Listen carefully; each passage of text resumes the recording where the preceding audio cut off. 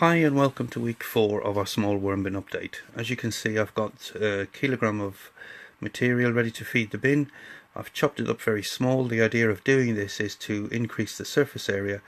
By increasing the surface area, it means that the microbes can break the material down quicker.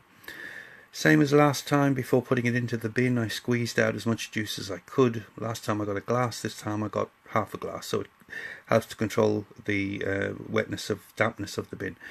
You'll also find other creatures in your bin, one of these being housefly larvae.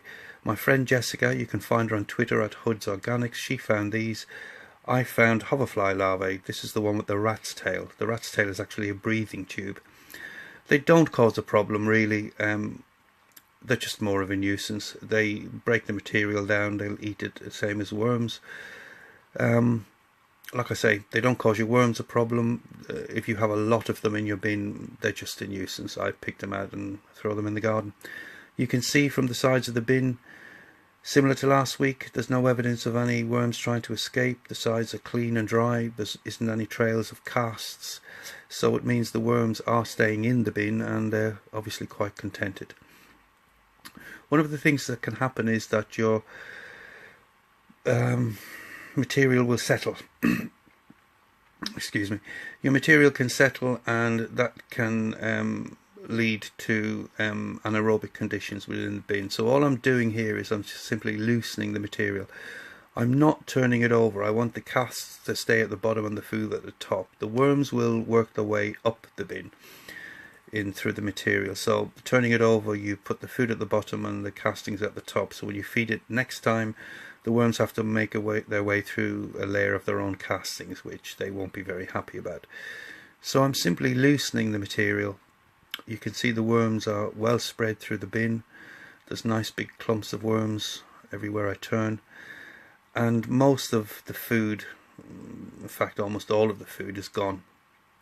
There's some seeds in the bin which will start to sprout. When I find these, I simply hand pick them out and chuck them away. The bin is looking good for 4 weeks.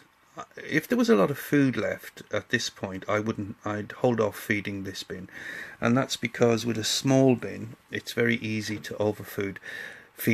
As a general rule, you should keep an eye on the amount of food that the worms are actually eating, and if there's a lot of food left in the bin when you come to feed it next, hold back on the feed, don't feed it.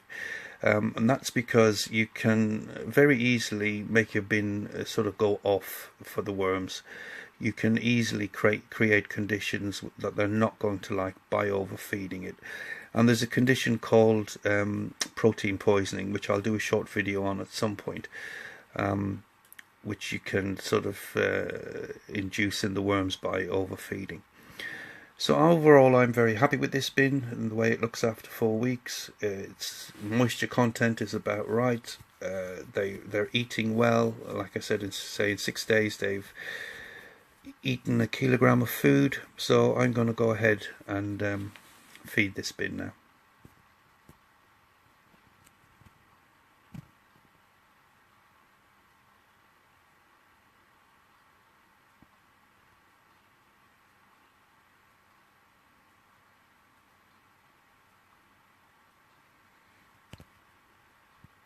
Same as last time, the food pieces are cut up very small, and as I say, this is to increase the surface area, but because this is week 4, I'm going to give the worms a little extra treat.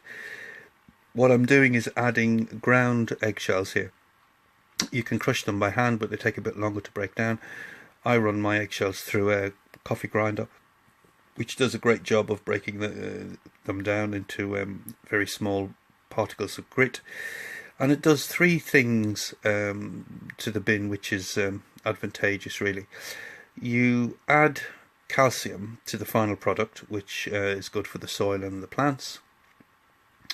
It helps to reduce the acidity of your bin. So if your bin is slightly acidic, an easy way to correct that is to add ground eggshells. It keeps the pH quite neutral or very slightly alkaline, which is preferable for the worms rather than becoming too acidic. And last but not least, the worms use the ground up eggshells in their gizzard to help them break down food. You've probably noticed worms don't have any teeth, so they take food in and they break it down in their gizzard, but they need something in the gizzard to crunch up the food, and ground up eggshells is fantastic for that. For the worms, they just love this stuff. So all I'm going to do now is go ahead and spread a thin, even layer across the surface of this bin. I'm not going to do anything else to it, probably because they finished the kilo in 6 days, and this is slightly less than a kilo. I might check on it in 3 or 4 days' time and see how they're getting on. But like I say, I'm done with this bin now for a week. You can see the height of the bin. I'm just going to add several inches of shredded newspaper to let air, it'll continue to let air circulate, but it'll keep our critters, the flies, out, and keep the fruit fly population down. And I'll just leave them be. I'll probably come back on, this is Friday, I'll probably come back Wednesday and just check on the bin, see how they're doing. Okay, bye.